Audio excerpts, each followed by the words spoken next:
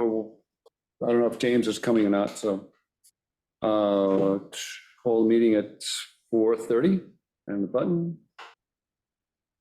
First, anyone have any comments or additions or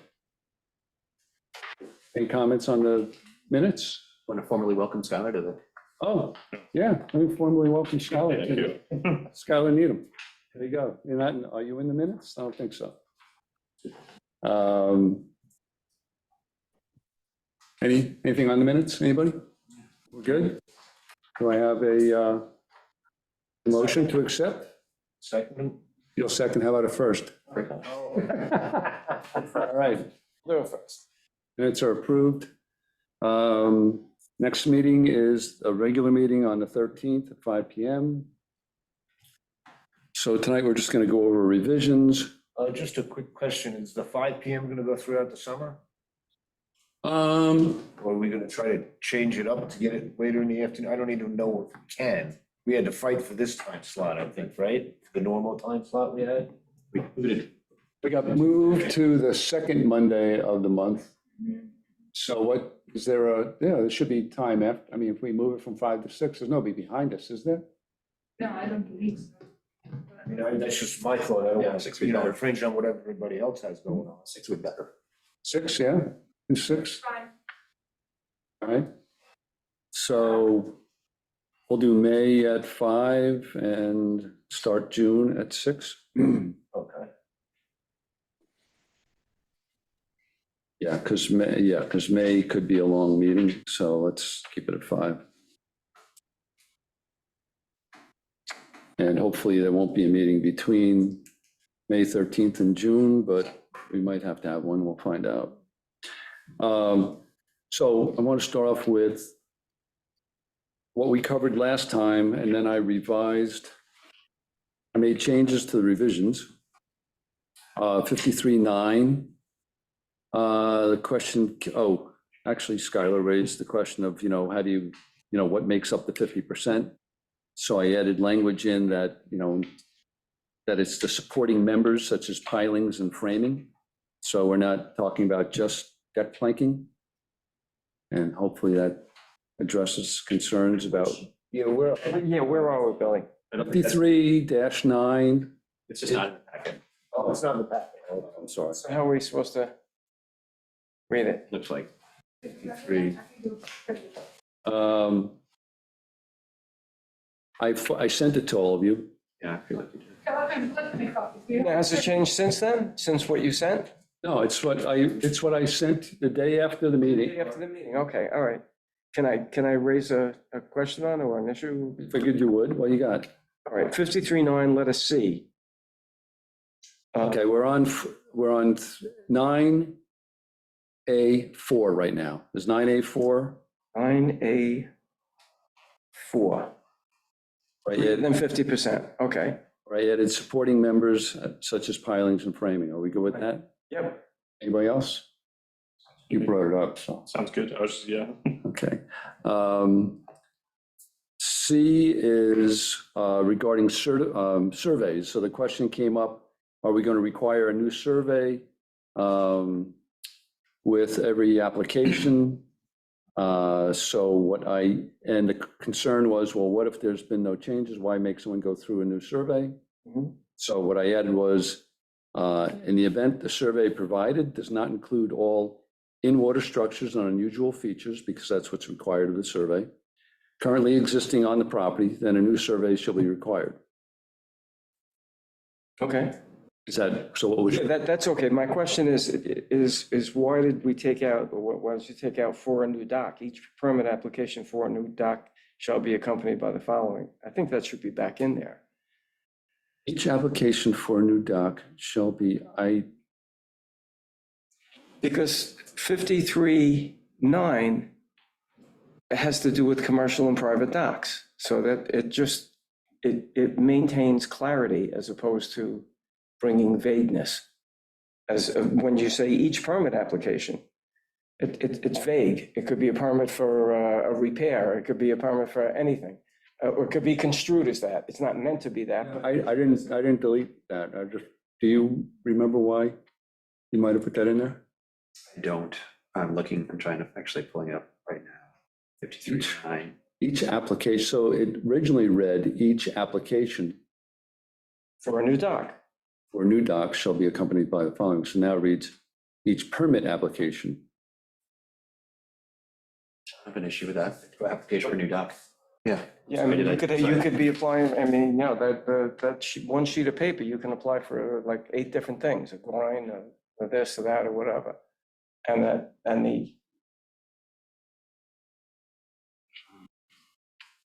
Intent is for the survey for if there's a new dock application. Right. Well, That's the intent behind it. right, right, So then, that's, includes new dock application. right. Then it's very clear on why you're requesting a survey. yeah, I don't see why that, hold on a sec. Um,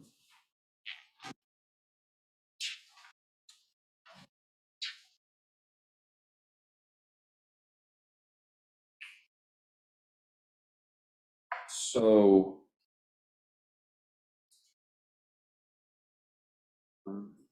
yeah, because this covers, this permit application provision 9 covers construction, alteration, modification. So,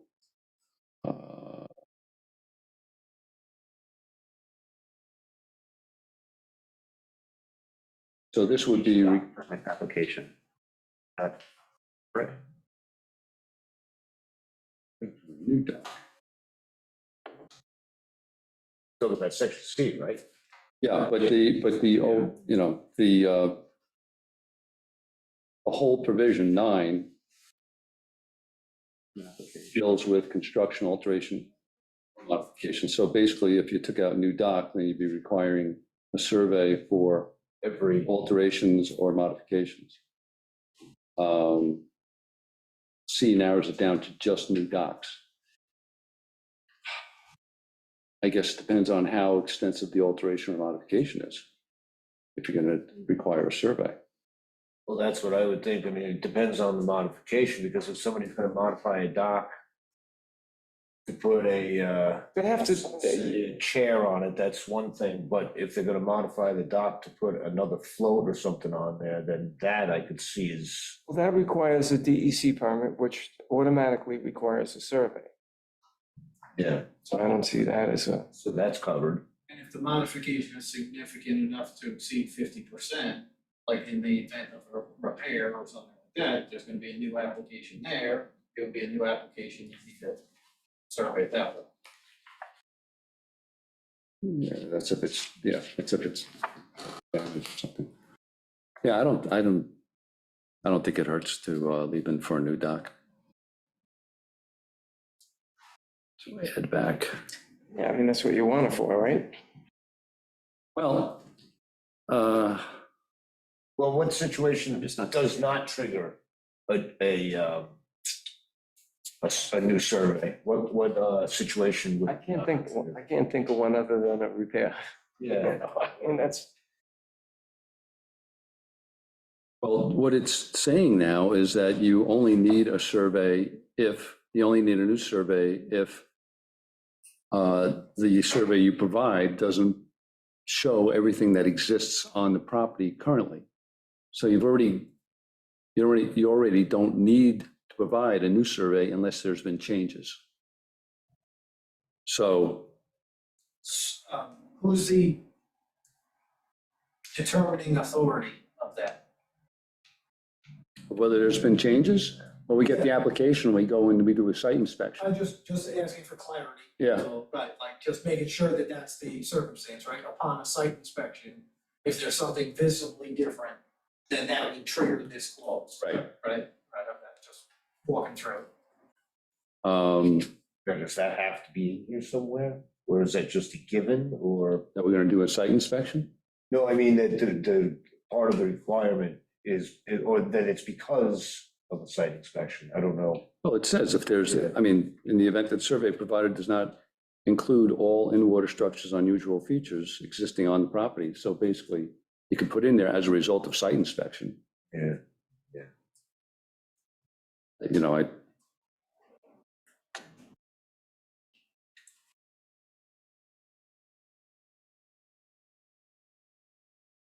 if you do limit it to just a site inspection, the result of the site inspection, then other reasons that you might come up with or noticed there was a change, a neighbor might have pointed something out, or, Right, I think I would leave it as a try and unring a bell type Yeah. of scenario. Once it comes up, then it needs to be determined. Yeah. But if it doesn't come up, because there's no neighbor talking about it, nobody noticed it at the site inspection, it doesn't need to be addressed at that point. Okay. So we're saying as it reads, works. And we're narrowing it down to just, we're leaving it narrowed down to just new docks.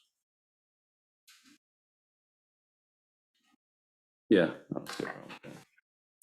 So now we've gone to 53-9.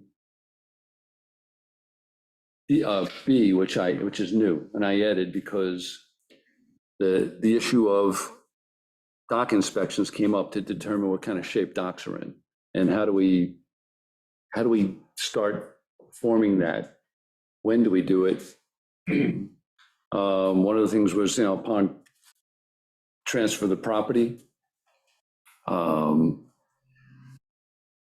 anytime they want to do a repair or a modification or an alteration. So and I raised these issues when I wrote this out. Upon application for the repair, modification, or alteration of an existing dock, or do you do it upon or prior to the transfer of title?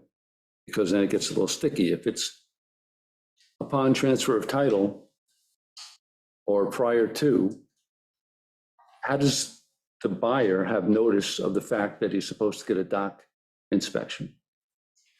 So we'd have to somehow link it. I mean, so the buyer's going to come in, he's going to have a lawyer, where the lawyer looks at this, oh, you got a dock? He's not going to read the dock code in most cases. He's not going to know that he has to get a dock inspection unless he reads the dock code. So there either has to be something through the building department that triggers it, because they're going to go to the building department through a title search and get the CO or a certificate of completion. Or it could just be triggered after the transfer, when the town gets notified, oh, there was a transfer of this property. And then they send out a notice that the dock has to be inspected. The problem with that is the guy's already bought the place. We'd be doing the buyer a favor if the inspection was required before he bought the property. It should be required before the sale, yeah. So it's just coming up with a mechanism as to give the buyer notice. And I'm going to leave that for Stephen. Right, I think it might not be enough like a thing for legislation. It might be a thing for practical application in-house, right? Building department, when you are going to do, if you go to do a site inspection for a CO for a transfer, which, right, sometimes I'm sure that happens. They call up, they say, hey, do you have a CO? And they go, no, we gotta go check that quick and make sure everything's good. Look at it then and say, just Well, include this. I'm just putting it in here as a note that we have to somehow Yeah, right. inform the building department that this is something that's going to be happening. So I think prior to,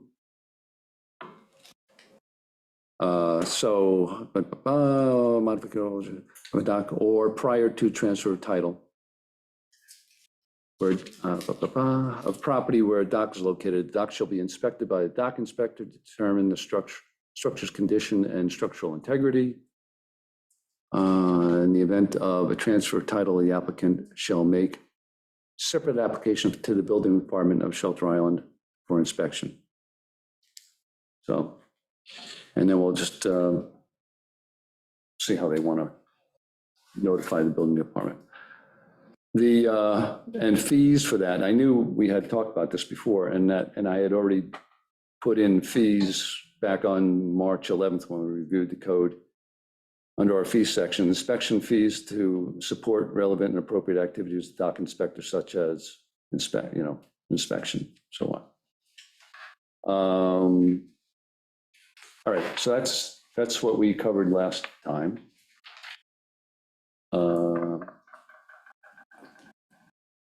Everybody's good with that?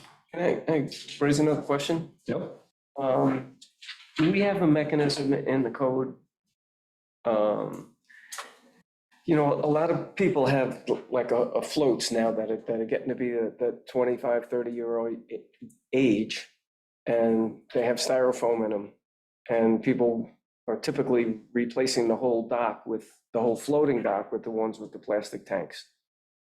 So what type of permit do you need to do that? Is that a repair? Is that a repair replace? And do we have a mechanism so that it isn't onerous to do that? And the same thing, I would say, we ran into that with a guy with the lift. He wanted to replace his lift. And you said that really technically in the code, you couldn't. I changed it, so it's just a repair. Okay. So I would think it should be the same in this case. If somebody wanted to put in a modern or more contemporary floating dock, that it doesn't trigger a new, a whole new gig. As long as it's in kind and in I was place. just gonna say, yeah, if Right. it's kind in place, I think that And that's. then it would be counted as a repair, considered a repair. That's the way that's the way the revised section reads, yeah. That's great. I think that's, And As we long as went, it's not 50% of, if it's an off. well, it might be conforming or it might be non-conforming, and it covers both in the revision, right? Okay. It covers I non. think that's a good thing, because that's something that you see happening and you'd like to see it. Continue to happen. You'd like to see it continue. And we asked that the fees for that situation be nominal also, so for That the, didn't work out so well, unless you want to attack it again. Amber wanted to increase the fees. I mean, she said just the cost of, the cost of inflation, which would raise it $175, which is, that 250, so it'd be it'd be 4.25, which is almost. are they using the 9% inflation where we hit the highest point before it started coming down, or are we talking 3% over 15 years? Yeah, I don't know, I would be more than happy to have you. No, it's off, it's off my. Do it. That's where, All right, well, I I would revisit the repair fees, because that, I think, I think that's a big deal. I think it's not, want to encourage it's it. not great policy to make it onerous to repair your dock. Well, it's also not a money-making aspect. It's something that we do just simply so that we know what you're doing, right? I mean, it's not like, we want to bang you to get we don't want that. We just want you to come in and do what's right and. We don't have any town liaison. It's just a review. They're gonna get plenty to follow up on after this meeting. Yeah, I don't know whether, Back in there, yeah. I just noticed that. I think, yeah, right, you're on. I read that Albert was on vacation. Maybe he's still on vacation. He's No, not. guys, I'm like, Outing him. All right, so the next item, if you all received quite a bit of information regarding Article 2, which is town-owned docks. You received my draft. These are sections 53, 6, 7, and 8. I sent out revisions on 7 and 8. The ones regarding 8 are really all about 8. Actually, I'm sorry. The one on 7 is really all about 7E, which is Dickerson Creek. So you got a ton of, and then we were also copied a couple of times with Bose. The second set of Bose revisions are the ones I hope you focused on. Anyway, I want to explain how we arrived at this point and move through it as quickly as we can, and it's just how we should proceed. So we originally reviewed this section in March. And at that time, Tom indicated that he had a number of changes, a number of suggested revisions that he wanted to make. So Tom and I went back and forth numerous times. And I drafted what you now have before you the marked up red and black 53, 7, and 8.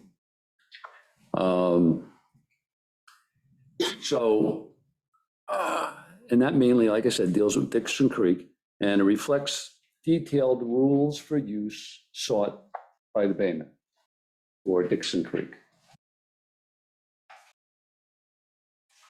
When I did this, I followed the same format that's used in the current code for the other town locations, Deering Harbor, and Congdon Creek, because basically those detailed rules in the code have been there for a number of years, and to the best of my knowledge, they've been working. But the result is a pretty lengthy, detailed, from a code perspective, I'd say Byzantine, collection of rules. But I would point out that having read 3 or 4 other towns' codes, these are still simple compared to what some of the other towns are doing with specific water bodies. Doesn't mean we have to go there.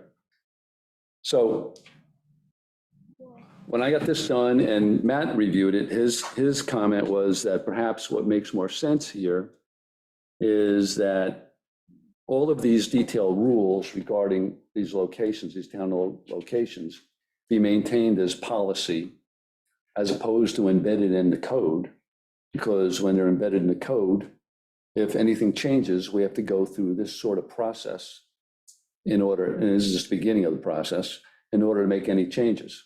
It's got to go through us, town attorney, town board, public hearing, the whole 9 yards. So if it's policy and maintained, say on the website, town website, for all to see, referred to in the code, then it's much easier to deal with. Bo, when he reviewed it, had same reaction. And in response, he provided his interpretation, or really redrafted sections 6, 7, and 8 that make up Article 2 regarding town docks.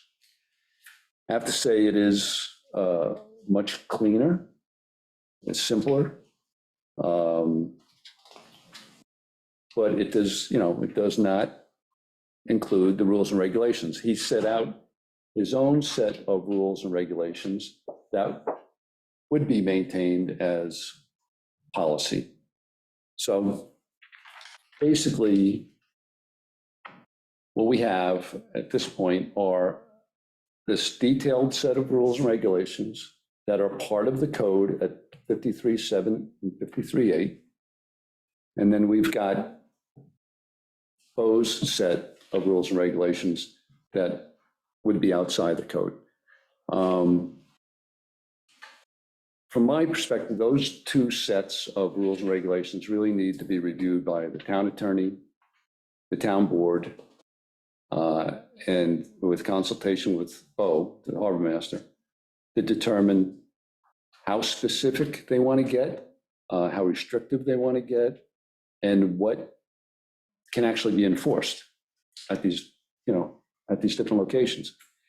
Then whether, whatever that comes out of that, as I said, of rules and regulations, obviously we'll look at, but whether they would then be made a part of the code or kept as policy is really kind of beyond our purview. That to me is up to the town board and town attorney to decide whether they want to embed this in the code or they want to maintain it as policy. So what I would say at this point is, in order to get through this chapter's revision, that at this point, I would suggest we adopt Bo's simpler version of 53, 6, 7, and 8, which references the rules and regulations. Let the town attorney, town board, Bo, look at what they want to finally put together as rules and regulations. That can be then added back in or kept separate, but it keeps us moving forward with the balance of the code. Billy, can I offer a couple of things just quick to maybe answer a couple of questions that might be So the two sets of rules and regulations that I listed, right, one for Deer Harbor, one for Common Creek Top, are lifted directly out of the existing code. All of the language, all the regulation, all of everything there is pulled out of the existing sections of code, reorganized so that way it makes logical sense when you're working through it, at least I think it is. Scrubbed to try and turn it into real English so people can understand it.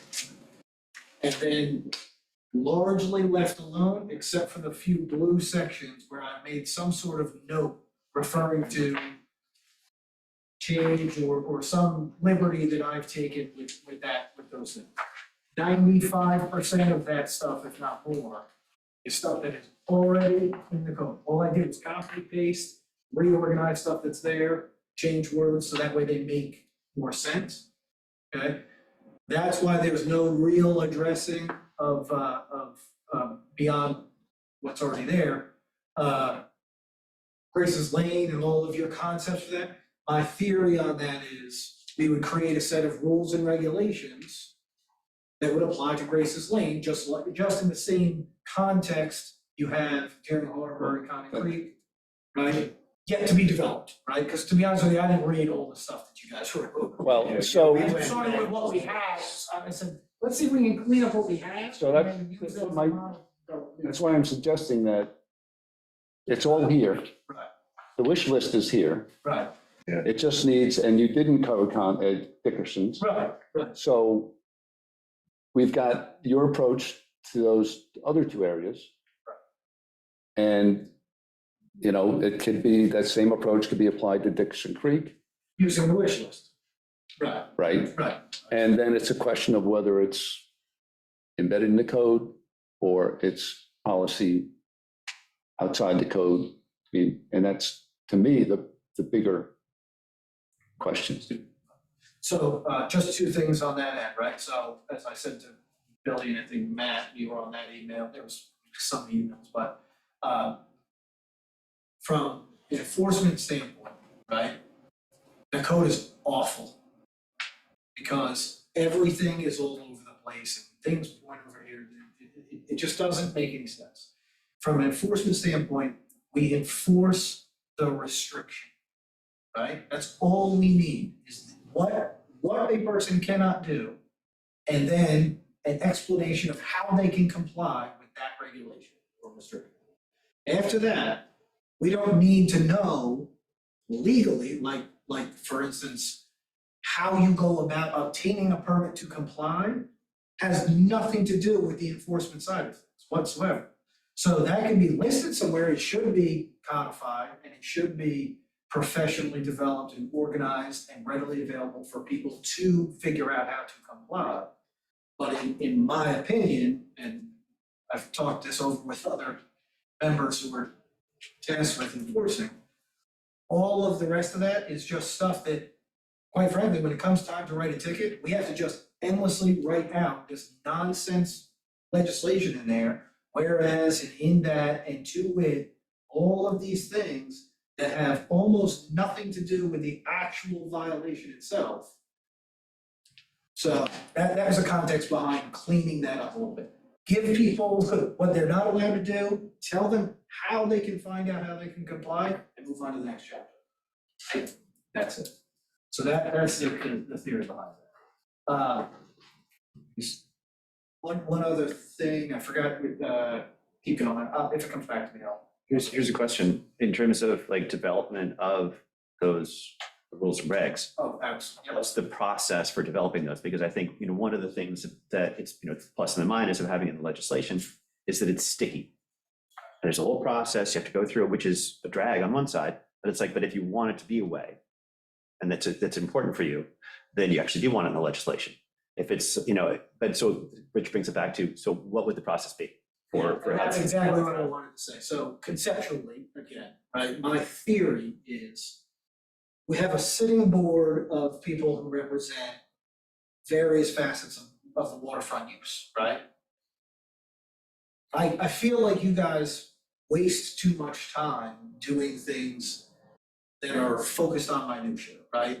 And we should capitalize on what we have here and have you guys focus on big picture items, right? Broad strokes. What are we really looking to achieve here? So to that end, I would think you guys would be the first stop for developing what the actual rules and regulations for X, Y, and Z are, right? Because you represent the residents of a given section of the island, the residents in a given section of commerce, so on and so forth, right? So we're better to hopefully develop a encompassing approach to governing the use of something than the people who represent the people potentially using those things. So WMAC would be the first draft? Correct, And- right. And then who's gonna actually write it up and implement it, get it on the website? Because- So the supervisor is gonna run that, and supervisor you, or? So as stipulated in the first draft that I created, right, it's developed by WMAC and adopted or approved by the town board, right? Just like any other policy that the town follows, right? The town board, am I incorrect? Right? Okay, right, pretty sure I'm in the right spot there. This would be a policy that now the town government enacts, right? It's come from an advisory board. Town board says, yes, this is a good idea. We think we're gonna hold everybody to this standard. And then that becomes a standard and it becomes available for anybody so you can look at, reference. If you question it, you can question it. If it needs to be revised or it's a living, breathing, dynamic document at that point. Guys, we haven't looked at this in 4 years. Town board asks WMAC, hey, can you make sure this is right? Like, do people still do this? Is that still a thing? Yes, no, you update your policy, maybe mandate a change, I don't know, like 3-year review, I don't know. I feel like that probably never happens. The review process takes place, yeah, we're not gonna change anything, policy stays in effect, keep doing it the same way. If there's some major change, right, we have new docs now, we need more policy for that stuff. We don't have a policy for fill in the blank doc. You create an addendum to that, a new living, breathing document, and adopt this policy and move forward. So you guys don't have, obviously, final authority on something. No, and so we are at that point, Right, as far as I'm concerned. right. We've developed this, Yep. we've reviewed it. We've got your input on it. So that's why I'm suggesting it goes to the town board at this point to give us some direction on what the final version should look like. It involves a lot of restriction of use. So I would feel comfortable if someone else took a look at it. Right. And Well, I think you're getting to that point now, because fundamentally, that's a change, or a recommended change to the code, right? We're gonna take stuff out of the code or add stuff to the code. So as part of this process, I think you're right on track, really. Like, it's, once you get to that point, here's this old mess, we're making these recommendations, and then it's probably gonna go back and forth a few times, I would imagine. so, Yeah, I think that sounds where we are, yeah, because There's some substantial changes, they are substantial changes. and I'm just seeing these really for the first time. you've had them for a while. Just 2 days, right? I've had 48 hours. And wasn't really sure what, so. I think the town board needs to be aware that some of these things are things that we have allowed in the past. We've allowed people to have a dock that was in 2 feet. And that's like No. for a kayak dock. No, you're on something Am else. I on the wrong thing? Yeah, you're on the wrong thing. We're talking about 53.7.8.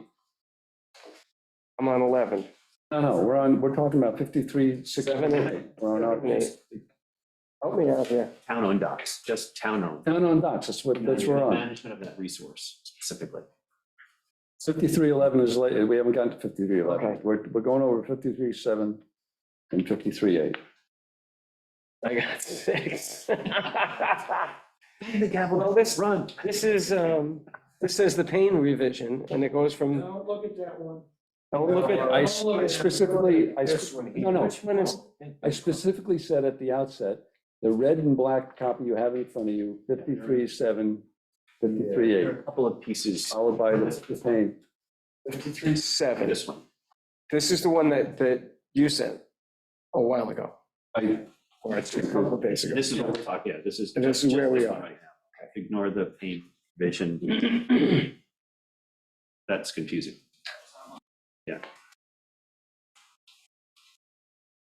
Yeah, I mean, So as far as that goes, you're on board? Yeah. You're with it? Skylar, you following this? Are you I ready? read this quickly about an hour ago, so, Okay. sorry, I don't have a lot of insight on it. Yeah, just gonna- Well, the bottom line is that, you know, we've got this, we're not making any, the only decision I'm asking anyone to make on this evening is whether it's at a point where we submit these suggestions regarding the use of the town docks. And when I say suggestions, I'm saying what I've drafted here and what Bo's drafted to the town and board, town attorney, for their review so that they can pass on it, and then we can determine, and, well, it would be determined whether this is incorporated into the code or it is kept separately as policy. That's what this conversation's been all about. So we're asking, and we look for then response from the board, and then people, when we come up with our final, that we then submit back. So it's a round trip kind of a thing. Yeah, in the meantime, I would put in here Bo's revision of Article 2, because it's much simpler, it's much cleaner, it references the rules and regulations. If the town board decides they want these rules and regulations to be in the code, we can insert them. If they want to maintain them as policy, they can be put on the website. So I have one suggestion.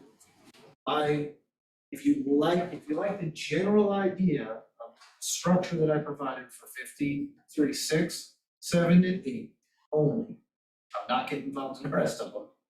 That's all I wanted from you.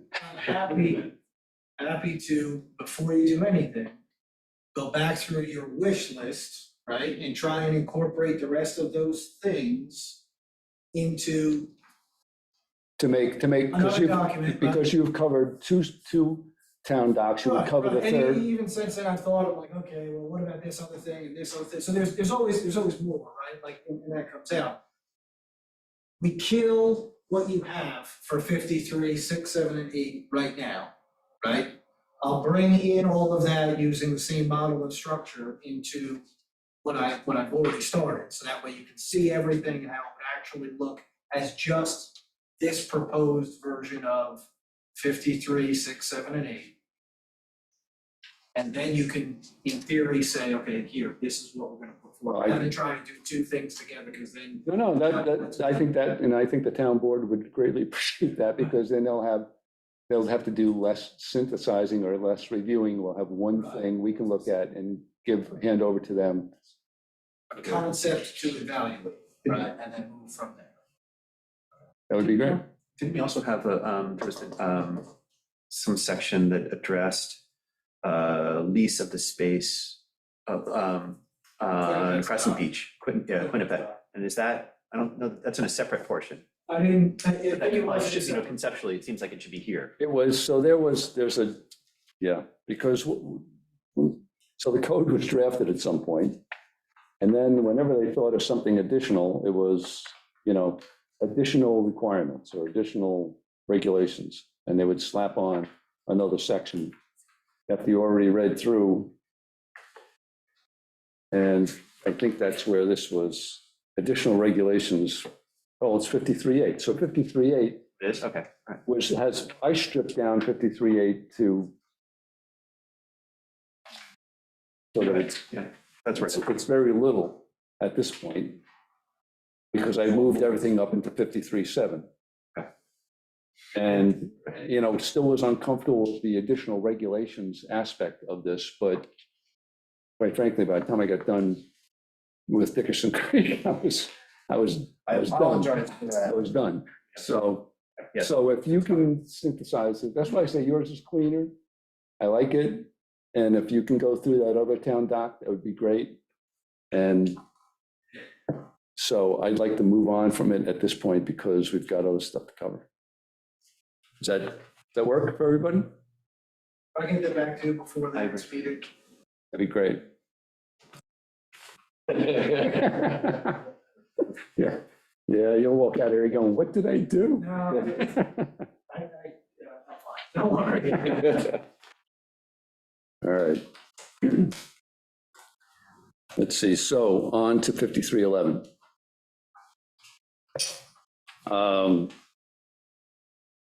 Which version are we looking at? Well, you should only have one. What does it say on this first page? It should say 50, should say 53. Yes, 11, design and construction of private and commercial docks. All right, so the very first page of what's stapled together says Payne revision, Yeah, it does, yeah. and then flip through it. We moved past that already. We already covered that. Now we're up to 5311. Okay. That's the one with a lot of red. So let's see. A, we already covered A in the past. That's just the reference to no more than one dock shall be attached or connected to any parcel of upland. When we did cover it, there was some question about the wording, and my response to that was, when you read this in conjunction with other defined terms in the code, such as upland and dock and owner, I think it's as clear as it can be as far as you only get to put one dock on one piece of property.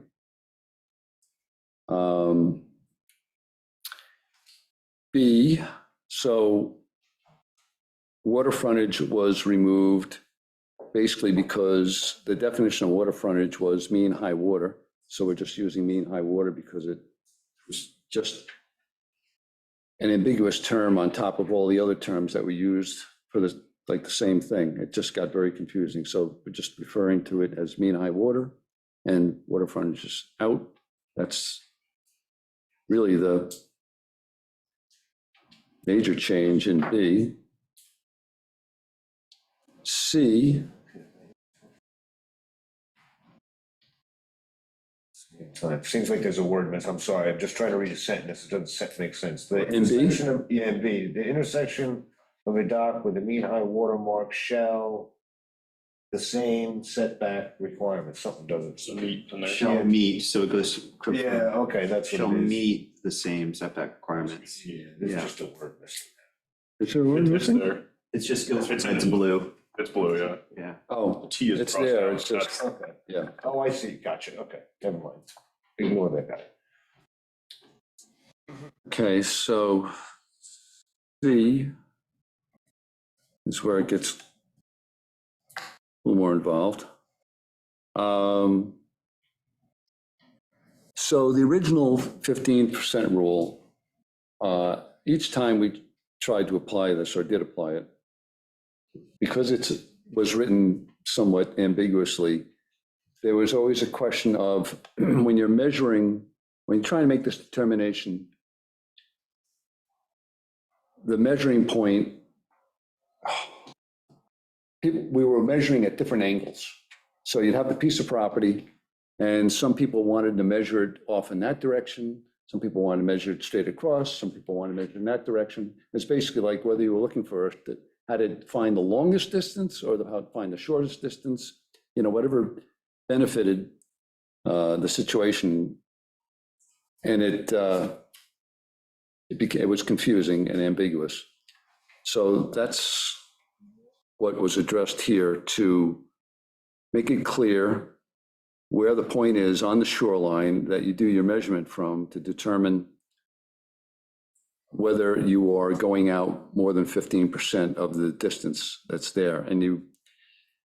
So rather than go in just one direction, the measurements are taken over an arc of 90 degrees with the point where the dock meets, where the dock is located on the shoreline, because that wasn't even really specified before. It just took a point on the shoreline. So some people were doing measurements. You had the shoreline here, the dock's going to be here, and some people were measuring from here because it gave them a better advantage. Some people were measuring from here. So now it's specified. It's measured from where the dock is going to be. That's where you take your measurement from. And you measure not just straight across, but you do sort of a shotgun measurement, because the shorelines are not two parallel lines. They may be all different shapes. I looked around at different areas, and when you're in tight spots, which is where this is going to kick in, it really makes a difference. If the shoreline whips out like this and you're doing a measurement straight across, you've got a problem. So, I mean, the focus of this rule, when you read it, like, how'd they come up with 15%? What's the goal here? The goal is to maintain a navigable channel. So that's really the bottom line here, is that when you've got two opposite shorelines, you don't want any docks sticking out or docks sticking out from both sides to the point where they're blocking a navigable channel. So where did I come up with 40 feet? As far as the width of the channel is really sort of a rule of thumb that's used by, at least by Safe Harbor, and they're a pretty big operation. They go 1.5 times the length of the boat's going to be maintained in the area. So this covers, boats 25 to 30 feet, a 40-foot channel, because what we're talking about here is the distance between the ends of the docks. We're not taking into account, because I don't know how we can, the fact that there's going to be boats on the docks. So you got a 40-foot channel, you got two boats, a couple of 25-foot boats, because in these tight areas, you're not going to be putting much bigger boats than that. So you got two boats, maybe 10-foot beam, or 8-foot, 9-foot, 10-foot beam, plus some fenders. So out of your 40 feet, you're probably going to lose 20 feet. So you're down to a 20-foot channel. So I don't know how you can get much narrower than that and have a good, waterway. The lagoon is one of the examples I used, and West Neck Creek is the other example I used, and did all sorts of measurements all over, and it works. And you want to maintain a 2.5-foot deep channel, because you don't want boats running up and down areas where there's less than 2.5 feet. What is the distance across the lagoon? About 90 feet, and different, it varies. Yeah, it varies a lot. 80 to 90 feet, 80 to 100 feet. It's like, and the creek is much wider. I didn't realize it was that much wider, but the creek is much wider than 90 feet. So You're talking about up and down from West Neck Bay to, yeah. It's the 15% makes it kind of difficult. I kind of like the idea of, just saying that a channel width of a minimum of 40 feet and a minimum depth of 2.5 feet, that mean low water should be maintained. To me, that's real clear. It's easy. You don't have to, get a, you don't have to try to do digital measurements of stuff that we don't have a survey for. You're doing it people do it on Google Earth, and it's accurate, but not,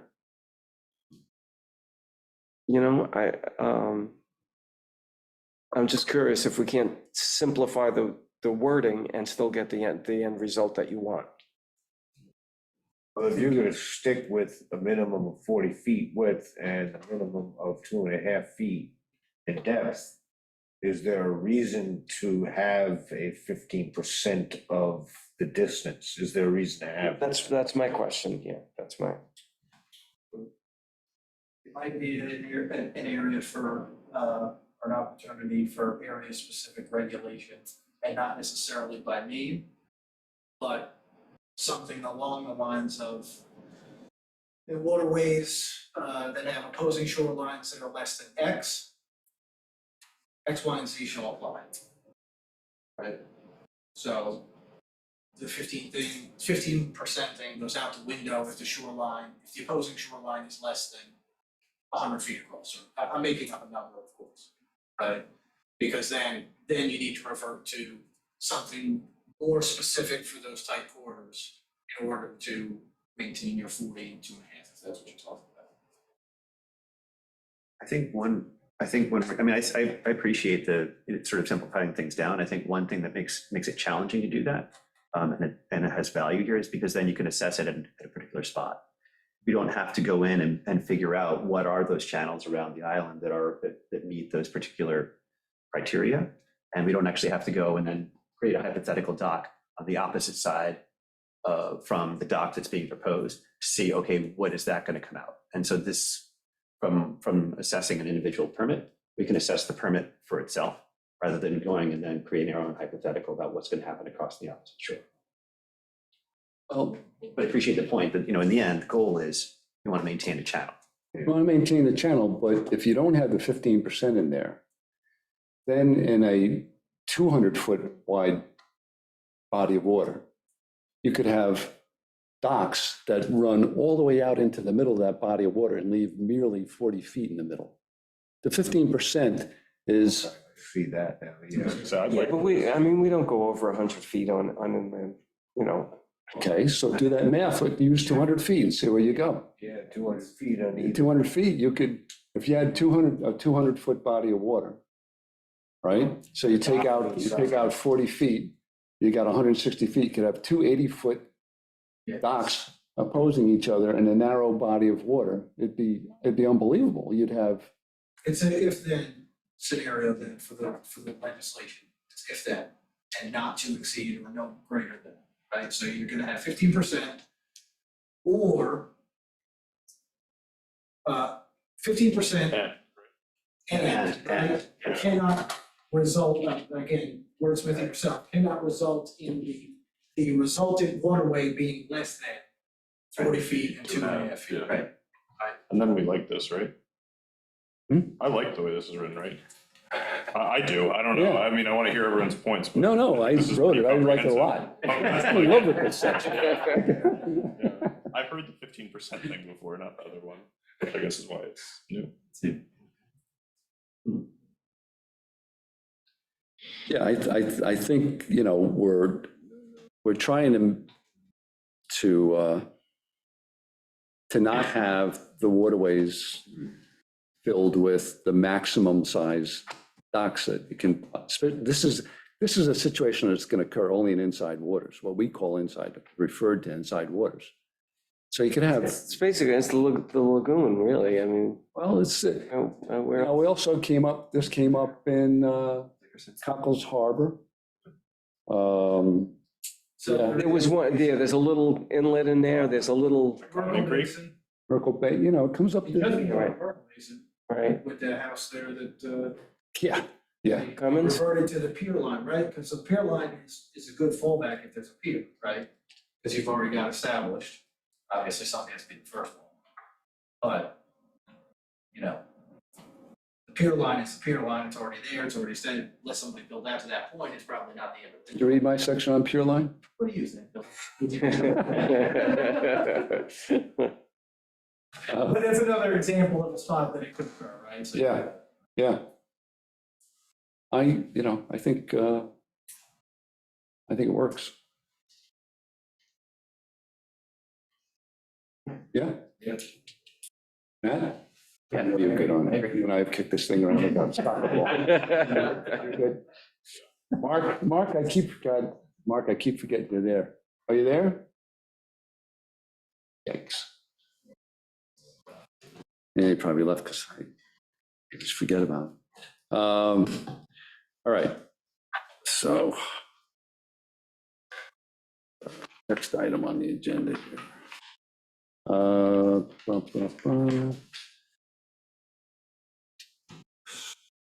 Three, is that where we are? C2, We were on C1, now we're on C2. Okay, I'm sorry.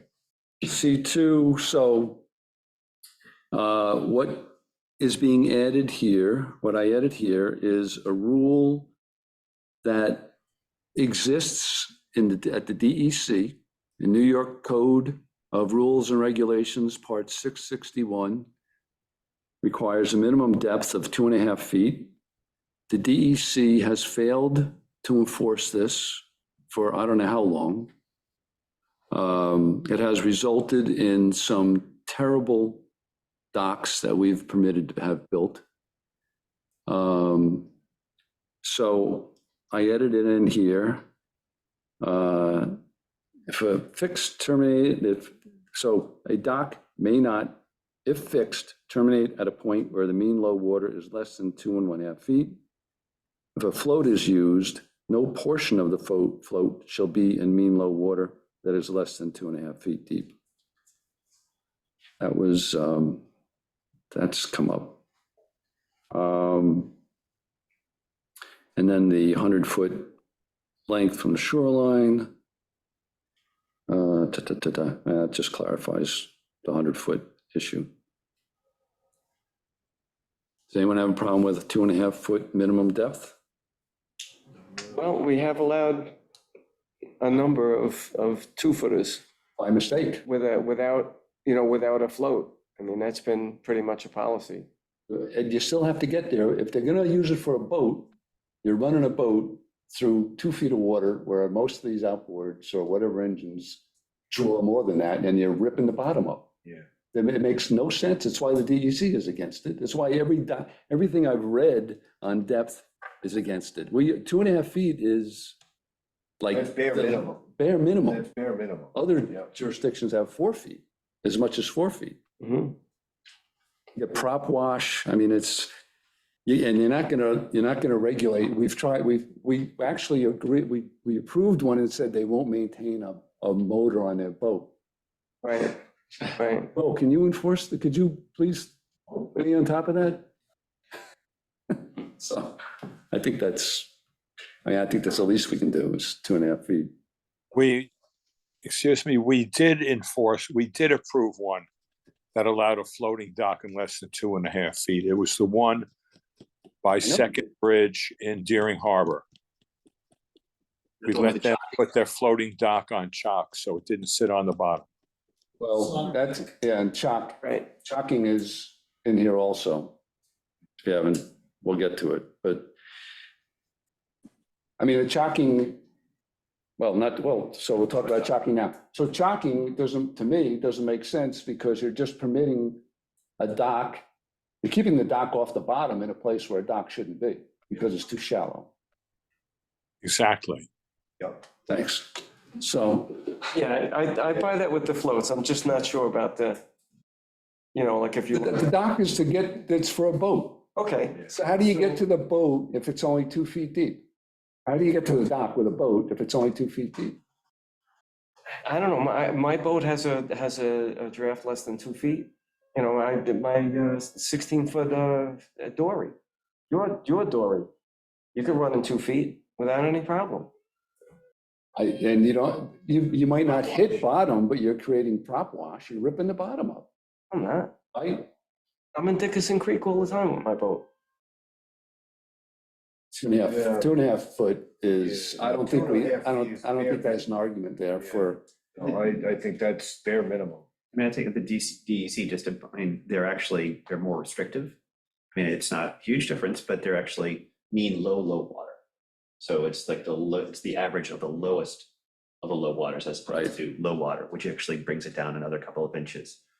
So this is less restrictive than the DEC. The DEC doesn't hold to theirs anyway, but. DEC just approved one. The DEC doesn't- that's my point, is the DEC is not enforcing go read New York Code of Rules and Regulations, Part 661. I think 2.5 foot minimum depth required for where a boat's going to be maintained at the end of floating or fixed docks. So I mean, it's a layup.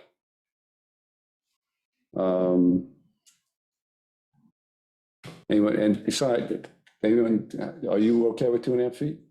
I am. Oh, yes. I am, yes, I'm a definitely. proponent. I'm okay with it, but like, could someone theoretically have a dinghy on a dock and go to their mooring? Right.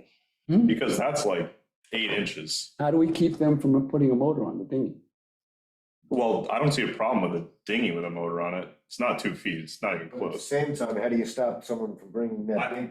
I don't know where prop wash becomes a problem. That's like where that's fair or not fair, but there are a lot of people that have like a tiny boat on the dock and then use it to, get to their mooring. We Uh, want to prevent them focus on the mooring from coming to the dock. And that's fine. Like, could you just not have it approved for the real boat, the big boat? I don't know. How do you- if how do you- it's- I'm asking, I'm a newbie here, so I'm not trying to stir this well, up, but it's just, I'm, it's an enforcement issue. I mean, so you could say no, right. but who's gonna stop them? I mean, who's gonna stop anyone from doing, I guess you just don't build the dock, right? Okay, that's fine. But that scenario is realistic in a boater's life, where you could have the dinghy at the dock and the boat in somewhere where there's more water. I mean, whether you want to allow that dock is a different question. Or you could have a stake mooring and pulley, put his dinghy on the stake mooring and pulley. You could, but if you want, I mean, building a dock for a dinghy to get to the big boat seems extravagant It too. is extravagant, But but we that's see the world, extravagance all over the the place, world we're so, in. But then again, it's also extravagant to have that dock built just so that you can go stargazing. right. We've seen. Right. Right. So. Anyways, there is a practical application of that for someone, but it may cause more problems than it's worth. Take the dinghy from the shore. It's a dinghy. That's what it's for. Right. Yeah, it's fair. I'm just. Yeah, no, you're right. Yeah, it's legit. C3, this is another unusual one. Just, a scenario in Dixon Creek, all right? If you have a boat in there, all right, and to get access to it, you're gonna have to either walk across grass, all right? Or if you had a dock that had, what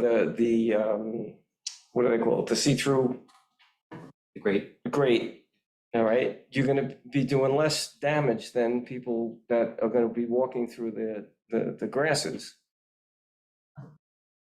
So would you be doing less damage having a dock than walking through the grass? The building of the dock and, The dock is a one-time event, and the grasses will grow underneath the dock. so you're jetting in, I don't know, a dozen pilings. It has to recover from that alone would be you walking back and forth a million times. I mean, there's no comparison between the two. And Dickerson Creek, if you're using that for an example, when we discussed Dickerson Creek initially, when I was just going over my notes because we did 3, 6, 7, and 8. When we discussed it originally, we were talking about the sizes of the boats coming in to use Grace's Lane. You objected because of the depth and a concern about prop wash. I never Yeah, you did. Well, I can go to the videotape. came in with a 40-foot boat, Yeah, well, we said, so what's a minimum depth? You said 3 feet. So now it's 2.5 feet. It's too restrictive. I'm just saying, it's something up for discussion, that's all. All right, so we had the discussion. You're still opposed to 2.5 feet. Are you okay with 2.5 feet? You're okay with 2.5 feet? Yeah, 2.5. I'm okay with 2.5 feet. Mark, you okay with 2.5 feet? You're on mute. I read lips though. He said absolutely. I'm absolutely, I've always agreed with 2.5 feet. Right. Let's move on.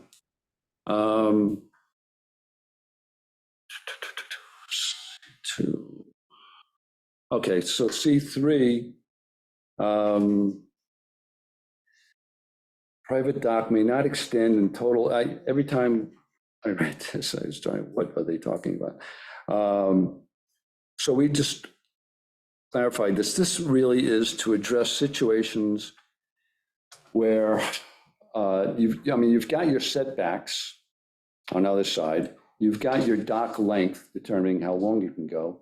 But this is really for situations where maybe you've got, a wide lot and they're trying to avoid docks that are, 100 feet long or 75 feet long along the shoreline, because you could end up with these, or a dock with numerous fingers. So it's just limiting the amount of lumber and space that a dock can take up. So the only real addition here was that, that you should be measuring the fixed portions of the dock in addition to the walkways, ramps, and floats, because I think it was assumed, but I think this cleans it up. It's kind of rare that, I've only seen that come up a couple of times. Did I read that? You're looking for square footage number? Is that what that was?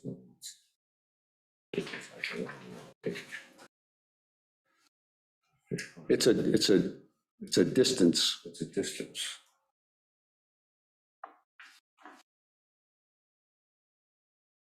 So it's like length along the dock, and then finger goes out to one side, that plus that length, if finger goes out to the other side, plus that length.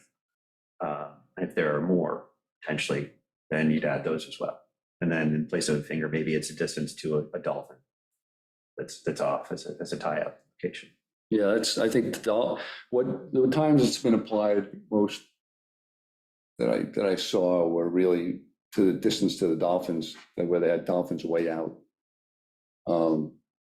And they brought them in. But it's sort of an unusual, I think it's kind of an unusual provision. I called John and asked him, he thought there was a real history and good reason to maintain it, pointed out some docks that it applied to many years ago. I personally have not seen it come up too often, but. What is this addressing? I'm sorry, I'm a little confused by this one. So it's addressing the length of the entire dock, not just It's like linear feet of dockage in any geometry. right. Okay. Yeah. Okay, fine.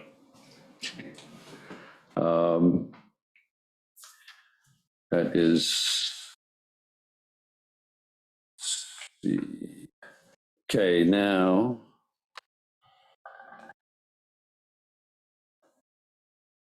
C4, which is.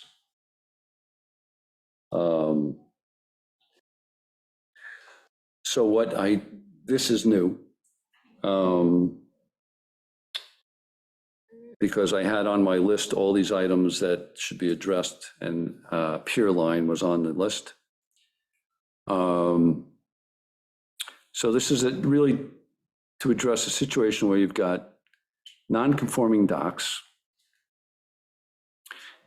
and in an area that establish a pier line, and there's a definition of pier line that we created. And you've got an applicant in the midst, either on the end and adjacent to this line of docks or in the middle of this line of docks. And he goes out 100 feet and he can't get to 4 feet, to 2.5 feet of water. And he's got docks next to him that are 125 feet, 115 feet. So rather than extending the dock out to the longest dock in the area, which would only be pursuing or encouraging or adding to nonconformity. The whole purpose of the code is to try to get things into conformance, not allow more nonconformity. But in order to give this person a break, I created this pier line exception. So if you've got a number of docks around you, you're in the middle or next to it, and you measure the average length of all those docks, that creates the pier line length. If you go out 100 feet, you don't get to 2.5 feet of water, you can go to the pier line length, which might be 110, 120 feet, whatever it is, depending on the docks around you. You can go to that distance in order to try to get to 2.5 feet. Sure. It makes sense. I knew you'd like this one. It's written for Al. But suppose you can't get to 2.5 feet. Right. Then you're out. You're out. And This is giving you a second bite at the apple, basically. how do you decide who's part of the pure line advantage, or So, average, excuse me? yeah, that's the definition of pure line, which, Is it adjacent properties, or is it yeah, Matt and I spent, like contiguous properties or whatever? I Yeah. think we spent the weekend on this. And we, you know, we're just sitting there talking about the definition of contiguous. Yeah. Definition of adjacent. These all came up, Yeah. exactly how you define that, so, yeah. We're in there. Yeah, we're, I mean, I think it's important to have everybody's opinion on what they think it actually says and means. All right. That'd be useful. so, here you go. A line seaward of the high water, of mean high water. Sorry. Yeah, Yeah. just like chuckling at needing to word this, yeah. A line seaward of mean high water by a distance which is the average length of at least 2 existing docks among 3 contiguous buildable upland parcels. So, and I even provided a diagram. Next, So, because what's that next page? in other words, it's not just you have to have a dock on either side of you. You could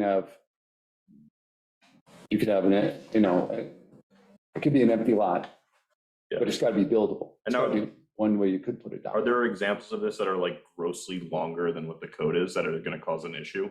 Yeah, it's come up. Like, are we gonna see like a 250-foot dock and a 300-foot dock, and like someone's gonna then go for a 275-foot dock? Well, Because yeah, no, you mean where there's. Well, there are really- some docks that are like, you could never build again. Yeah. And the question is, when the guy buys the lot in the middle, is he gonna get granted something comparable?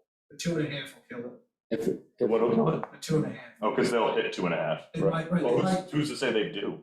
right. I mean, I don't wanna look at the entire island, Yeah. but No, there's a no, reason someone built them that long. Maybe they wanted something big, but maybe they needed Trying to to. get to Yeah. 4, right, because the limit was at 4 before. Yeah. Right, the upper limit. Right, exactly. So they might have hit 2.5 feet, let's say at 150, but It no, kept we can going. get to 4, so we might as well keep going. Okay, I just want to make sure we're not giving away more than we But want that's to. great, Yeah. that's a great- No, and the other point that was, the point that was added in here. You know, talking about the environment we're in.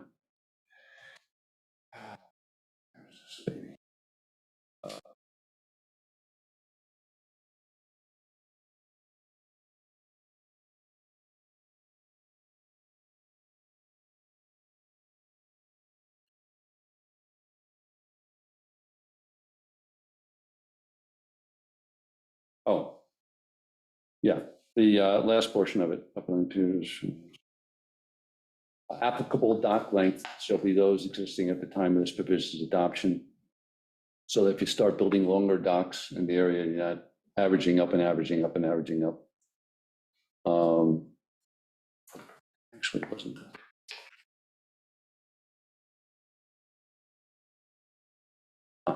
Okay, let's think of something else.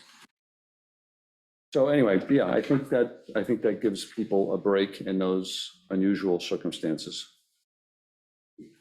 the text of the definition is on that last page. Yeah. Not values. Did everybody get, is everyone, is it, The page, Oh, okay, thanks. there's also the diagram. Okay, great. That put together. Super. everybody a moment to read that kind of stuff? Yeah, no, I mean, it makes sense. It's come up a couple of times. It's primarily, It's come up a number of times. yeah.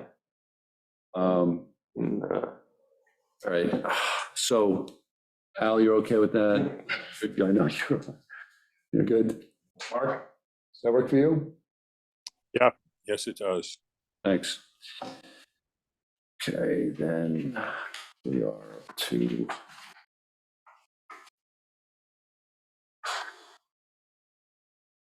Commercial docks, so this came up, we had pretty extensive conversations about, we went all around the island coastline looking for where commercial docks might fit. On properties that, and this came up when we talked about the zoning, you know, docks permitted in certain zones. We determined that there's really only a couple of spots, and that a dock 300 feet in those spots would not fit at all. So I just changed it to 100 feet. Um, I'm sorry, Bill, where are we here? I'm sorry, this is C5. Right after the pier line exception. C5, oh, okay, here we go, I got that, that's right. So it's just changing the length of the commercial dock from 300 feet to 100 feet. But, I Bill, mean, Bill, it's Yeah. Mark. What are you calling the dock at the Ram's Head Inn? It's on a pre-existing non-conforming residential property, and it's being used as a commercial dock. Where does this fit in to the rules and regulations of the island? so we covered,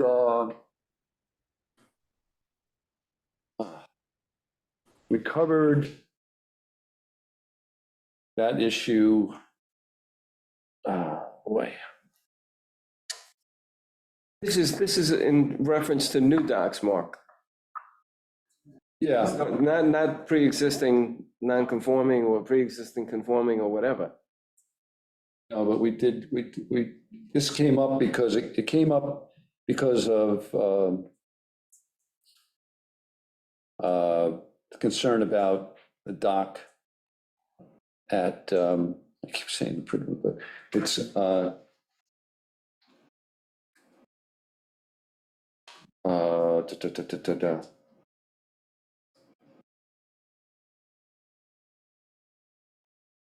who just put it? Sunset. Thank you. Sunset.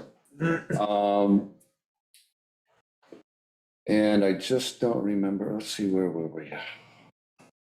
I don't have my whole marked up code in front of me, so I can't go and refer to it now. I think what you were suggesting, if it's going back to the March 6th draft, was under the definition of commercial dock, either adding or can be part of a commercial boatyard and marina. Right. Just, Thank you. There's a reason why you came tonight.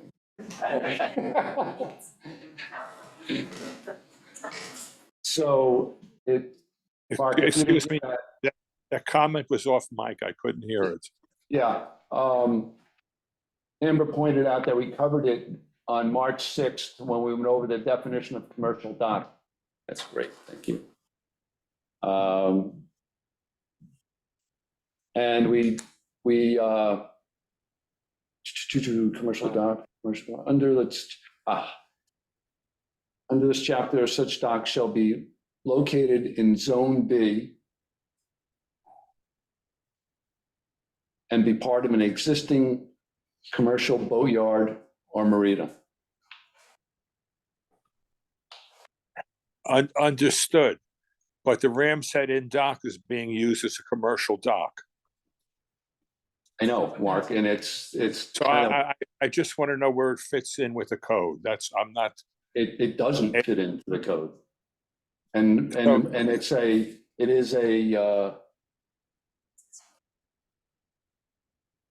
just like other variances don't fit into the code, they're outside of the code. The variance. I mean, this is a, Special permit issue, right? there's a special situation that, in order to get there today is going to be more difficult than it was before because the code's a lot tighter, will be a lot tighter. so does that mean that they can't extend to 300 feet and they can't use a launch, or they can do both? Or I don't know neither? about launch. We don't address launches in the Yeah, code. you don't actually address the uses of it. Bringing paying customers there. Way beyond, what the code deals with. I mean, as far as extending it to 300 feet, no, we're establishing now that it's 100 feet. So but it's such a special situation. I mean, But I recognize it's a special situation, but there should be some legislation which covers the special situation and either allows or doesn't. you can't legislate every special situation. It's it's the whole point of a variance, is that it's a variance, it's invariant, it's deviates from the code. I mean, this, Who grants the I don't- variance? Is it the zoning? Is it the town board? Is it the planning board? well, the town board ultimately granted the permit. And I don't know, I don't off the top of my head remember how that permit reads, but hopefully it's got various restrictions in it as far as use goes. That's what had been discussed. I have no idea what the current status of that is. Can Amber or the town board let us know what variances are granted as far as renting it out, running a launch, and Mark, I'm going to shut you down because we're Okay. trying, this evening is to go over the code and revisions to the code.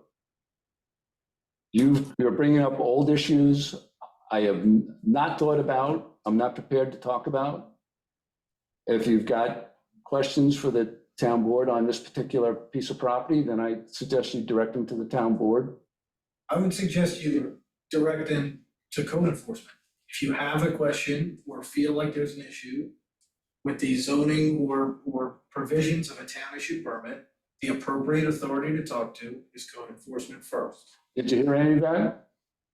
Mark, excuse me, did you hear any of that? it was jumbled. Could you Okay. repeat it, So please? what Bo was saying was he would refer you to code enforcement to determine whether the terms of the permit are being enforced. Or Could if they're I, in violation. could I impose on Bo to send me a copy of the terms enforcement? I'll put you in contact. We're good. I'll put you in contact with code enforcement. We'll be good to go. He'll put you in contact with code enforcement. Thank you. I appreciate the time. Okay.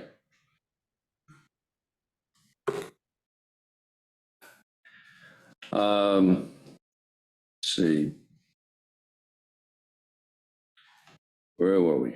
We're on 54. Is 54 is new? It's Five, the four strike through looks, Yeah, because I added pure line exception was 4, so now 4 is stricken and a commercial dock is number 5.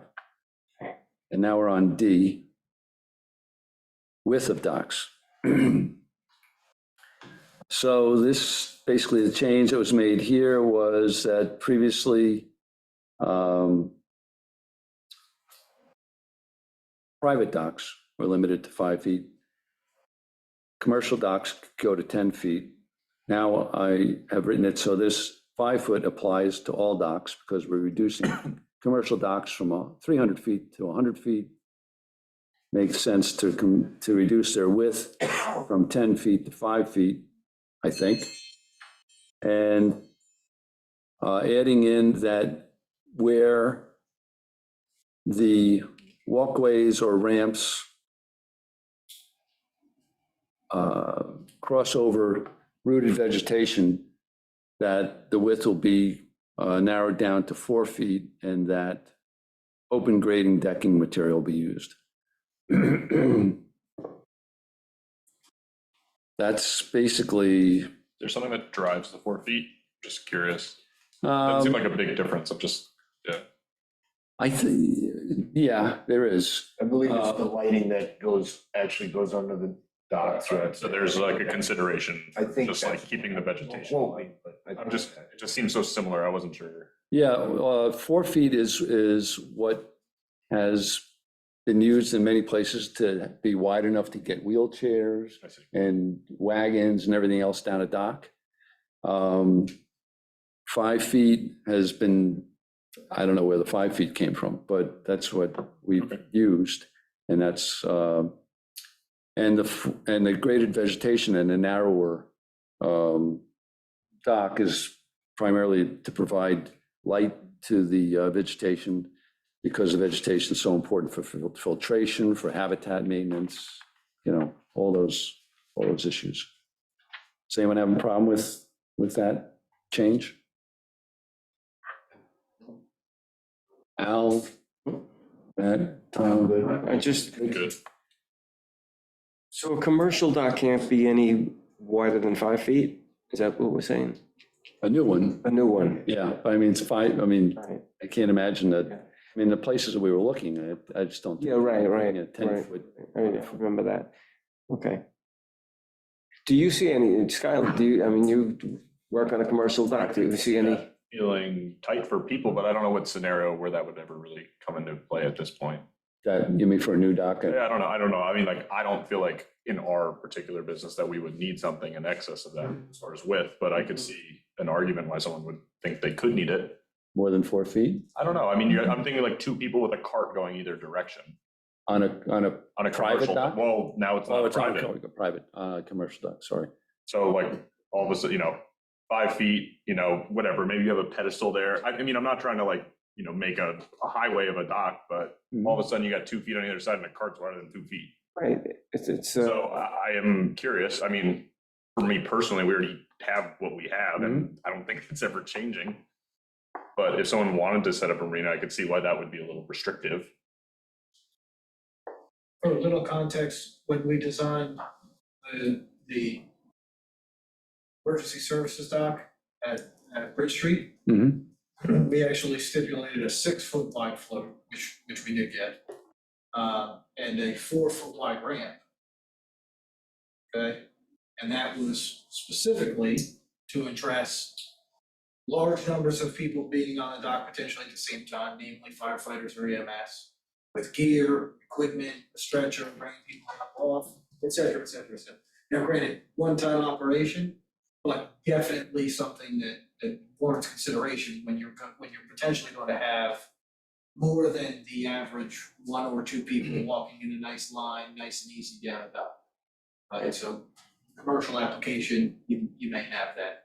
What prompted this to become applied to like a commercial dock as well? Because obviously this was an intentional change to include that. To cut it, to reduce it from 10 feet Yeah, down. I'm just curious what the motivation. Oh, I was. just, really, just because I was reducing it down from 300 feet to 100 feet. Sure. And I thought, but I mean, if there's a good argument for making it wider, then that argument should be made. I mean, And if someone wanted to open a new marina, I could see them wanting but wanting and deserving are different things. no, obviously. but if they're gonna have a commercial dock, we should have, there should Have be it a something wider, workable have it width. workable. I think that might, Safety, yeah. I think that was gonna impede on function personally. So, Wouldn't that be a special exemption? no, I mean, no, but I mean, No. we're making. Because now we're It's a gonna, new- they're gonna be requesting something that's non-conforming at this point. Yeah, no, which I- No one's gonna wanna grant, I'm assuming, right? Yeah. No, I think if someone's gonna build a commercial dock, if they can find a spot to put a commercial dock, we know it can't be, 100 feet is about as much as they can get, but it's gotta be workable. So the width is an important item. Yeah. Um, Tying the private and the commercial together is a little tricky because the use is very different. Okay, so that original, it stated, a commercial dock exclusive of floats, but including walkways and ramps shall be no wider than, I mean, so 2 carts, 6 feet, 8 feet, I mean, I don't know, I mean, a cart can get down 4 feet. I mean, Well, I think, yeah, go ahead, Bo. We have a number of currently used commercial docks around town, right? Maybe we could find what the average of those are and say. What are yours? What are your docks down there? I'm not really sure, to be honest with you. Jesus. What's the average? I have a couple other things I'm trying to remember at the time. Yeah. That's it, go off the. That's it. We can do a field trip or I can go measure, yeah. Like, maybe you could just develop All right. based on what's actually in use. What's All that? right, what I think this Makes sense. makes sense. I'm gonna reinstate the private, have a separate section for commercial. We're gonna, you're gonna give us, I will go tell you. you're gonna let us Yeah. know as far as width and the floats shall be no wider than 12 feet. So It seems very wide. I mean, what did, you said that you made the floats, What's that? 7 feet. Oh, like if you measure it on there? Okay. probably, if we're talking about carts and carts require 4 feet, then we probably should make it 8 feet, just to right? But plus lumber, you know, Well, we have like electrical pedestals, like if someone's gonna build a commercial dock, there's gonna be all sorts of other stuff. You know, I'm not saying you can't like put it as, you know, to the side as possible, but all that stuff adds up, especially if you got it on both sides. The same way you could have a cart on both. I mean, I'm not looking for 20-foot wide dock, but Right, no, it's important. It's important for You know, public safety. You can do it from the satellite, but I mean, I mean, do it I'm there naturally. every day. And I- okay, I'm writing Skylar next to this. And so as far as floats no wider than 12 feet, that's a big float. So 200 square, for a private dock, you know, we don't talk about width of the private dock, we talk about square footage, it's 200 square feet. So the float's no wider than 12 feet, and The rationale for that is lots of people standing on the dock. That's what that. yeah, no, and it's just interesting, they don't talk about in square footage, so this float could be how long? Could be, 16 feet, right? 12 feet. Yeah. It's about that, a little bit more. oh, for a 200 square foot max? 16. 7, 8, be 8 by 12, no, 200, I'm sorry, 16, Yeah, right, That's a huge float dock. yeah, it's massive, yeah. bless you.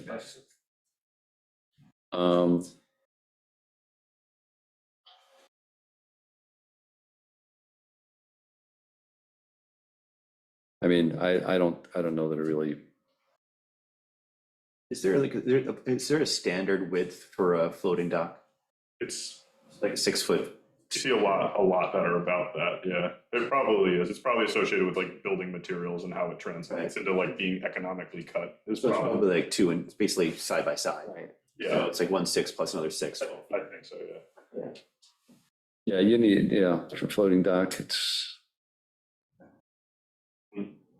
gotta be viable. you don't have any floating docks down there, do you? At the marina? Yeah, You do? yeah, like, we have like our main trunk is floating and then there are a dozen or 16 or so floats probably, All right, well, maybe closer to a dozen. you'll let us know the width of those. I can measure those, yeah. They do vary, but yeah. All right, I'm curious how wide content is. I don't know. Do we want to have, I mean, the way that it is written, are we allowing basically a whole, use a fixed portion to get out and then just have a whole string of floating docks that are 12 feet wide all the way down as like a kind of like highway? I mean, I'm imagining like that's a, what you have. I mean, so like Right. ours, like, I think for us, because we have a limited amount of space, I think we're more concerned. I mean, like, for me, I almost want a narrower dock so we have more slips or usable space. Because we have a set basin size or like, you know, perimeter of our dock. But we have a fixed dock, which is our main dock, and then our other one is a 100-foot float with other floats that are kind of perpendicular to it. And that's pretty wide. But to be fair, it does stabilize all the docks, so it makes them a lot more sturdy than you grid them together like that. Yeah. All right, so you'll get back to us on that and we'll put commercial back in. Makes sense. Illumination, really no change to illumination. We did consider, because other places, actually the Suffolk County Planning Commission, one of the members asked me if we would require illumination at the end of docks, but there are environmental issues with that, and I think it, A lot of times the illumination of those docks at night is actually not a good thing versus a good thing.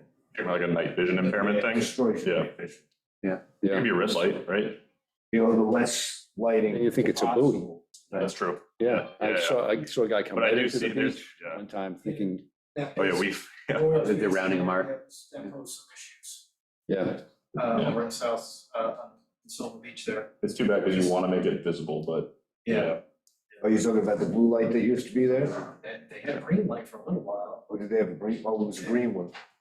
I once came in on the Coke machine at Wade's Beach.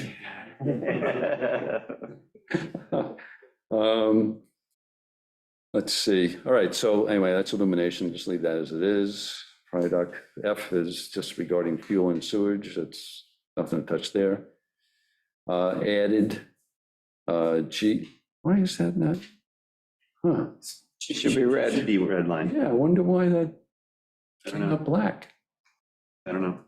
It's, G is an addition? Yes. addition, yeah, G, Okay. H, and I, those are all additions. G should be, it didn't track the change.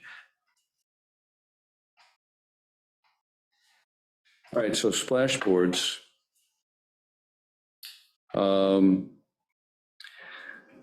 Splashboards are a much bigger issue than people would lead us to believe. There's been a lot written. They call them wave breaks, they call them splashboards, call them seawalls. For some reason, we call them splashboards.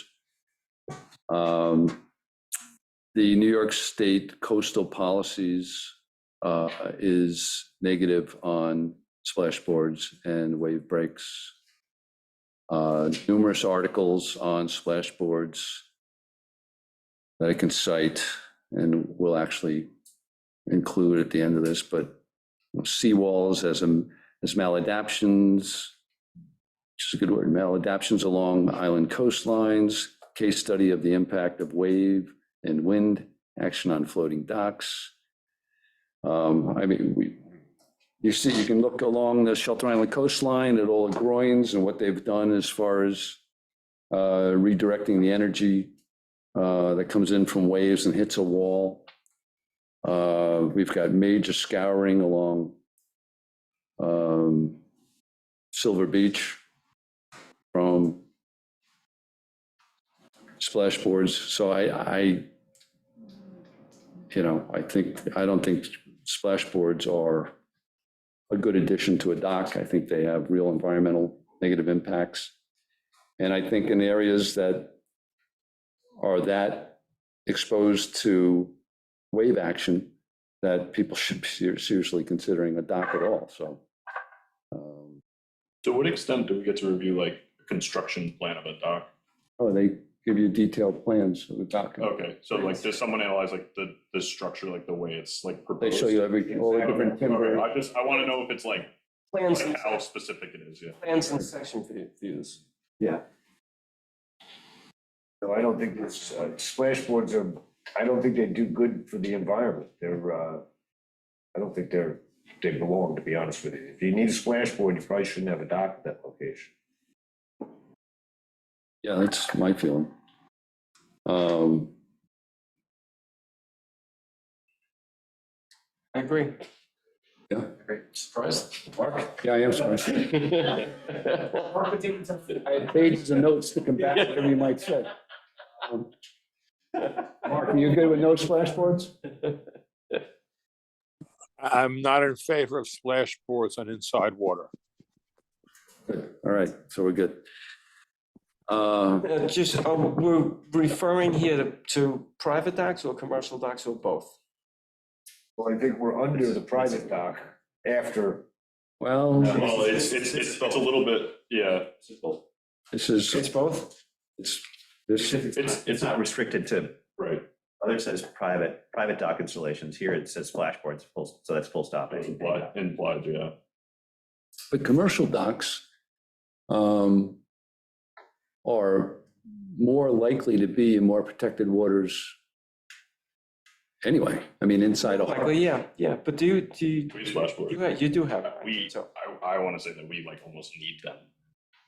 I mean, like when we get a nor'easter, if we didn't have those, we would have a much bigger issue on our hands. So I don't know. But I understand that there's an environmental impact. So like, I don't want to disregard that, but. Well, you would fall under 5312, which is existing non-conforming. Right, no, I appreciate that, but I don't know. I just like the next person is gonna, if they have some exposure to weather, is gonna have a much harder time keeping things safe and. Yeah, when we looked around to see where you could put another commercial dock. Yeah, right. I appreciate that there's not like a lot of opportunity for that, but. Yeah, in fact, there were really protected small areas, like over by Clark. Right. I mean, there, I can't, it'd be hard to make a case that you need a splashboard in there, in my opinion, but.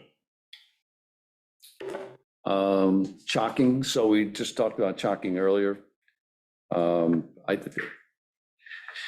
we've only seen one case of chalking. It was presented to us by end consultants for what's with an S? Slaughterbeck. I just, I think the whole point behind 2.5 feet we discussed earlier is, is a whole argument against chalking or blocking of floats. If it's that shallow, there shouldn't be a dock. Certainly a float, shouldn't be a float.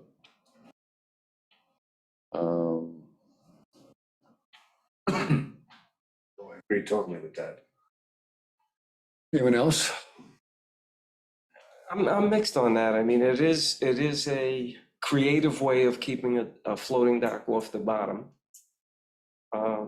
But if it's that And- shallow, I But mean, if it's not gonna be less than 2.5 feet, and that's at mean low water. And the only thing is that we are getting and seeing extremes in tides. Where, when I moved here, you didn't see much more than a 3-foot change in tides. I'm seeing, 5 feet. Yeah. So, and you get that full moon low, and it's potentially, if somebody wanted to do that, to keep their float off the bottom, I don't have a real objection. but if it's 2.5 feet at mean low water, It's kind of like a safety net. It's like a seatbelt. I think that it would encourage building where there's not 2.5 feet. Well, you already put that in a we code. put 2.5 feet in. You put the number in. That's true, that is in there already, so yeah.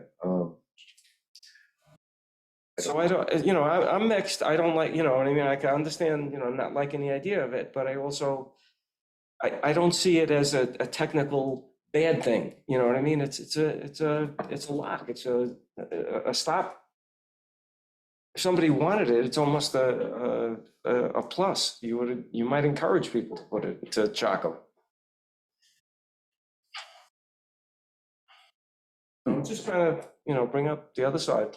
Yeah. So, now, okay, this just brought up a question. Chalking or blocking of floats. Now, is this float actually fixed, or are they actually floating when the tide comes up, or are they blocked? floating. Fixed? Oh, no, these are just, as I understand, it, you got a piling and you've got a stop on the piling, like a collar. Some call it collar or something, right? It's a board Float comes down and board it's going across. lower, even if the water drops out from beneath it, the float is still up. And that holds the entire float level? It's cribbing, they're cribbing cribbing the float off the bottom. Oh. Like you're cribbing up, right? Right. Yeah, So they're at each piling around the float has a block or chalk on it to keep the float up. There's a beam going across. Right, that it just sits on. Yeah. So it's kind of a hybrid The fixed. float's still Fixed floating. It's not. Yeah. Yeah. It's only when, at dead low tide, and you can clam under it. Now, not under that, you can. Well, you can if it's sitting on the bottom. Well, we are seeing some extreme tides. And if we do have 2.5 feet in here, then it's, It's done. yeah, it does. I think the key is so it's not getting around the 2.5 feet, By using this, right? by using that as a Right. strategy to get around that. Right, If you're not, right, then- right, Then which yeah, is it keeps what- it off the bottom if it goes hyper low. All right, so how about we just to overcome, shall not be permitted to overcome Lack of depth. lack, whatever. Depth. Okay. This is the last. Yes.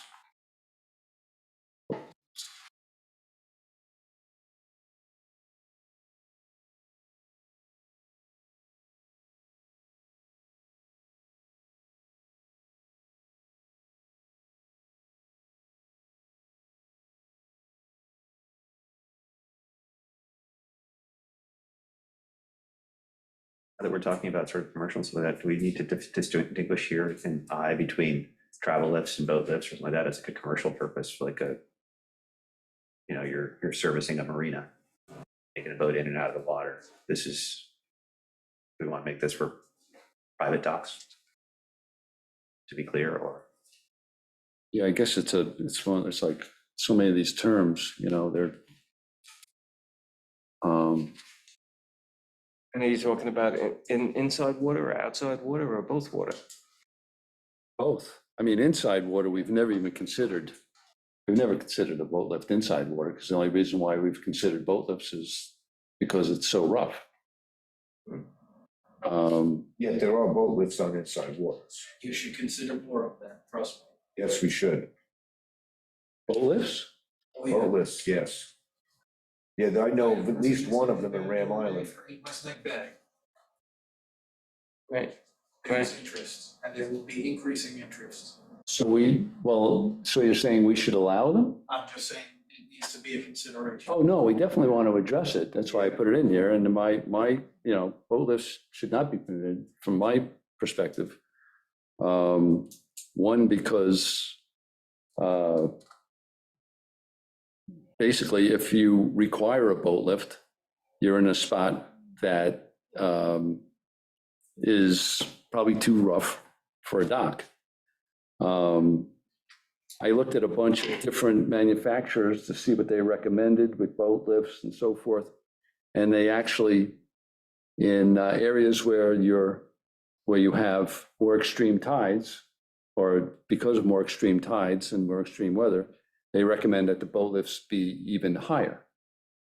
So that the waves aren't reached. So now what you would have is a dock with an even higher boat lift.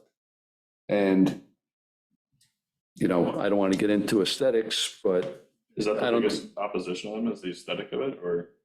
um, I mean, I'm not, I That has tend to lean away from them, I'm just curious That what, has been, that's been a, yeah. well, but it's really not, so you could say it's aesthetics, which is really your consideration of beautiful. What's Right, which is beauty, obviously subjective, which yeah. is totally subjective. Yeah. But to me, it's a view. And so that's a lot more objective. Is your view being obstructed by a 20, 30-foot boat That's now 8 feet jacked out up of in the water, air? yeah. You've paid, you know, $15,000 in property taxes to be on the water, and you're looking at the dirty bottom of your neighbor's boat? It's not dirty if it's. It's gonna be dirty. It's not gonna be dirty. Yeah, paint on it at that point, yeah. you can make an environmental argument that you're not needing bottom paint, you know? So, I mean, this is something we've wrestled with for a long time, right? It's not new. No, it's not, no. I guess the problem is if you start granting them, they're gonna be, right? And then you get hydro lifts, you get all these weird ones coming in. Right, we've seen some of those already Yeah. without permits. I would like to, I don't have a problem. I'd like to see a little thing added to the end of that over town-owned bottom. It's interesting because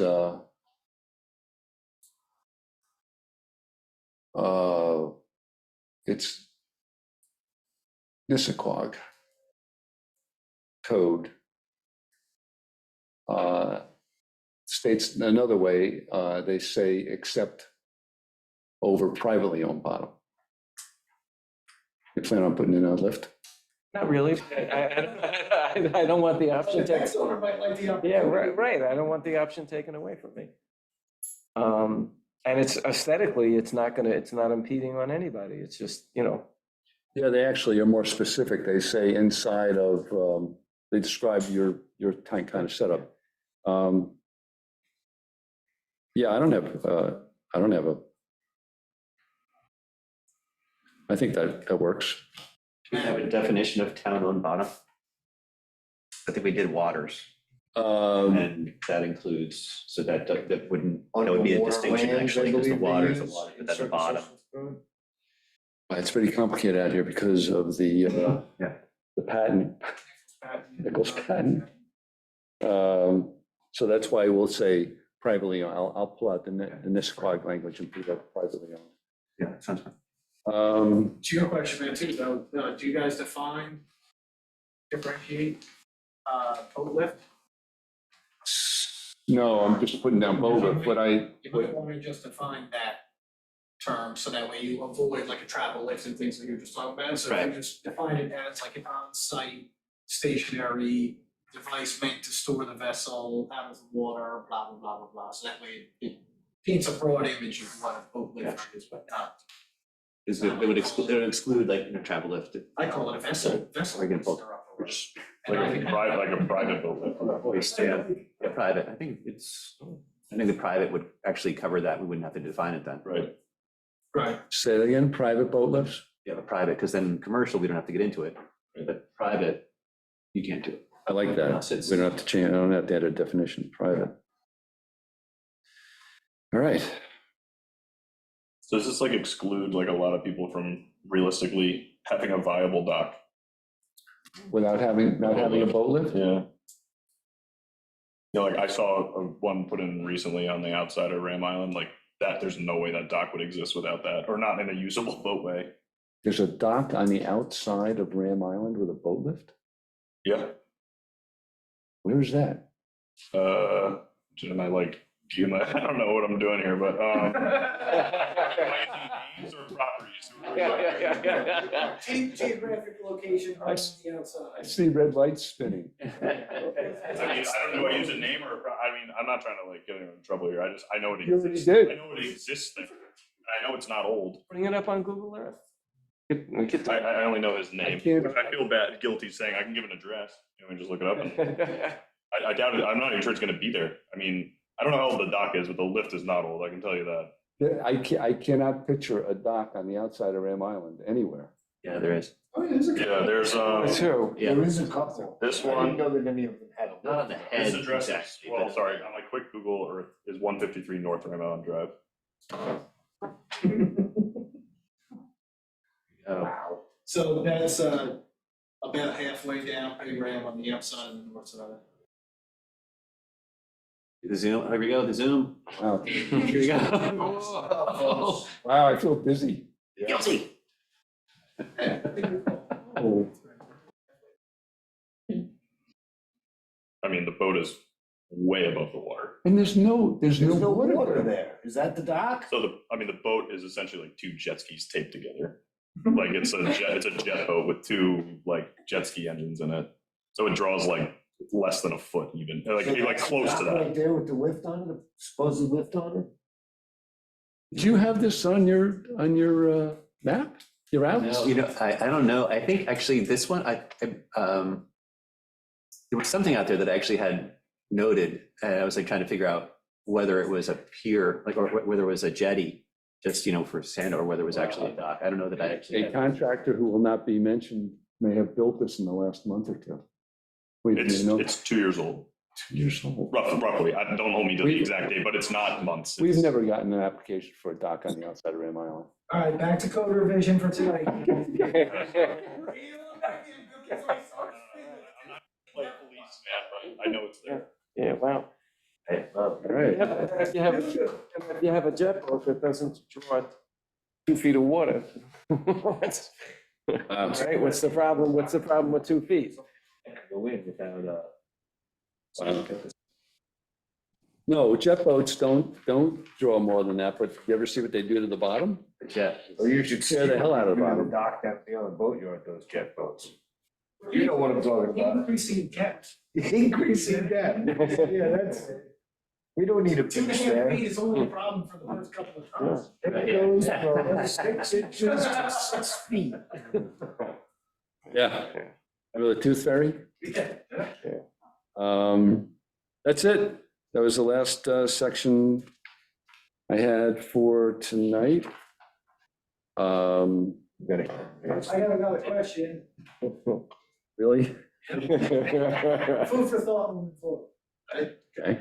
You did something really great, I think, in providing for one of the more frequent exception requests, right? You have the pier line exception. We're never going to ever address all of the possible variants that come in, right? Variant of request, not variance. So maybe in this process, you can develop a sort of standardized method for evaluating requests for variances moving forward, right? Like, if all of this stuff doesn't fit, follow this process for consideration for a variance, right? That's why ZBA exists, right? Because there's good intentions, but we can't possibly think of every possible combination of things. So that's going to come back. Like, the minute that this code is adopted, somebody's gonna be like, well, what about this one? You didn't include me on that, or think about this particular scenario, or is town on bottom, et cetera, et cetera. So just food for thought, maybe give that a little It's a good point. process for requesting a variance. You can deny the request, still, no problem, but at least give people a clear path to apply for some sort of deviation. You didn't, you're so good at this. I really think. Go ahead, say it, Bill. Say it, I'll give you $1. Give me $1. I think in sort of applicability in the beginning, we actually did talk about the different criteria that would go into, or that should go into determining. But there isn't, there's not a specific process, but some of the criteria put in there: preserve and protect town waters, allow It's for like shell fishing, allow access to navigation. So what numerous towns around us have done is they've adopted the local waterways revitalization plan. I think I got it all. And I read through it all, and it's a process that provides for that. But it's incredibly bureaucratic.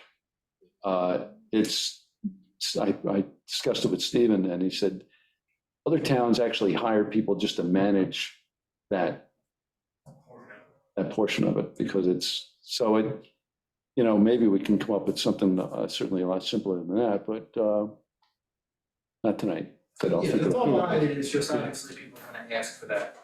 And we know that then the next people come back and say, oh, that's precedent, we want you, right? So if you just establish an equitable way to treat each of those applications, then you can revert back to that and say, this is why we're not granting you this variance, because we have this process and it didn't work. No, it's a great point, because the last thing I want to do is get this done and then, or start with new Back to variants. It's gonna be One, the first thing on the agenda is somebody saying, I want a variance. Absolutely. Yeah. Absolutely. You're 100% right. Yeah, thanks for leaving me with that. Just when you think you All right, so that's it for tonight. Anything else? Anyone, did I forget anybody, anything? Mark, you got anything else? You good? Motion to adjourn? Good, I'm good, thank you very much. Just a quick question, I know we had work done at Common Creek, maybe this is something we can ask. There was a couple of holes done down there today, I guess, that were broken off. Yeah. What is the procedure for someone to request a pole be removed from a slip? I'm in a slip there that has a pole right in the middle of the slip versus on the outside edge of the slip. I'm wondering, what's the process? Do I come before the town board? You need to talk. Talk to you? Yeah. Okay. That's what I was just curious as to where to. Do not talk to the town. Right, I got those filings put in this morning, so. Yeah, no, I know you did, yeah. Yeah, No, I'm just curious about having one removed that's in the way. yeah, Yeah. Yeah. I can talk to you in a minute. yeah. Oh, you're talking about one of the, I know what you're talking about. Okay, right, that needs to be more in line with the resting pile. Yeah. Yes. That's on it. I'll talk to you about this. Okay. So may I ask, like, what the next steps are for review and timing, just because I got this in a flow chart that I. Yep, yeah, and I meant to ask you what, on the back end, how much time, so assuming, anyway, May 1st, Stephen's gonna go before the Suffolk County Planning Commission and ask for an extension, right? And I'm gonna give him some sort of status memo about where we're at. We've got one more. I believe we'll wrap this up in the next meeting. The revisions will be done with with it all. And then it's a case of making a clean copy out of all these revisions and reviewing that with everyone just to make sure. So we have one more meeting on the 13th. There'll have to be a meeting after that to review the final. And maybe we can do that before the June meeting. It would hopefully be a, fairly quick meeting because we've revised everything, 99.9% of this. We've reviewed 99.9% of it, and then we re-revised it and reviewed that. So it should just be a case of going to the last portion at the next meeting and then having a final draft that we can give to the town attorney and town board to take from there. So either between May 13th and the June meeting, or the June meeting at the outside. Yeah, because we need to have the public hearing by July 15th, which means setting it June 24th. So it sounds like that gives you enough time to wrap us time to get it and talk about it in a work session. Or 2 or 3, because you guys have a lot in here, and I think there's gonna be a lot of questions. Yeah. What format will be most useful to receive the changes in, right? Because right now we've got a bunch of red stuff to add, a bunch of like, should all that just go to Stephen to get reduced into some digestible format? Yes, yes. And I So that think way that you- there's been so many changes, and so like, I don't know if we can really do a red line copy. I think we as a town board are just gonna have, like, here's old code, here's new code. Right. Because trying to incorporate. All right, well, I'll just talk to Christina about how to turn this blue, red, and black document into a black document. That's probably pretty simple, but Yeah, I think a side by side, old and new, of what's proposed. Clean one. Compare documents at the end, after all the changes are written, that would be pretty straightforward. And the town board obviously can make changes in it. Yes. Right, I mean, that's your job. Okay. See how it goes. but we've already discussed all the changes and we've already reviewed them, so we're not going to come in with a ton of revisions for the town to look at, right? Right. Just maybe 1 or 2. No, I just don't, I don't want a lot of 11th hour stuff coming in after we've spent all this time revising it, reviewing the revisions, and then me re-revising the revisions, and then we go over those like we did tonight. Okay, all right. And then at the 11th hour, we produce a final document and someone comes in and says, I got a problem with this. Who's on this committee and had an opportunity to say that all along? Okay, I have expressed I still have one area that I do have an issue with, and I still have it, and I was the only one that had it. And it's the notifying people within 200 feet if you want to put in a dock. It puts it in the same line or avenue as someone looking for a variance.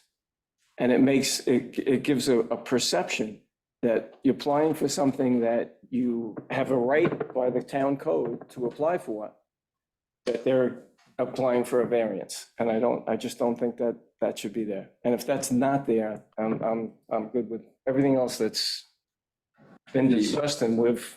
I think the major argument to that is that when you discuss variance, you're discussing what you're doing on your property, Right. and this is not your property.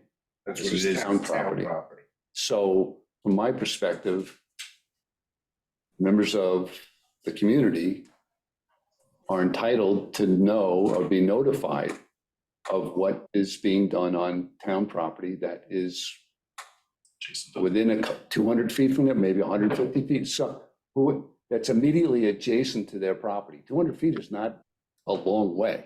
Could involve 10, 10? well, yeah. Could involve 10, 200 Yeah, feet. because when they do that, they take the 4 corners of your property If you've ever done this, if you ever applied for a variance and they take a compass that goes out 200 feet and spin it around on all four corners. So it does involve a lot If of, there's that many people in that tight of an area, I think they'd want to know what's going on. Look, and you're not giving the neighbor veto power. You're giving him ability to speak up, listen, and abide by it or ignore it. they have that anyway. It has to go before it's a resolution that has to go before the town board. And it's within their purview. I mean, if you can get to 200, to 2.5 feet of water at 100 feet and you stay within the confines of your setbacks, you're just applying for something that you're allowed to apply for. And it shouldn't be viewed as How a, onerous is it as a for someone variance. to provide notice to people? How what? How onerous? It's money and it's time and money. How expensive is it to notify people? You have to send certified return receipt letters to each of these people. $7 times And then it's- 10, and then it's- $70. And then you have to wait for the response to come back that somebody signed for the letter. And, excuse me? Only you have a duty to send, not to receive that. Okay, $70. all right, but so, Noticing for variance, what's that? what if it was noticing for variance only? Like, in other words, if it's fully compliant, no noticing requirement. But if there's a variance being sought, then there would be a notice. That I could buy. That I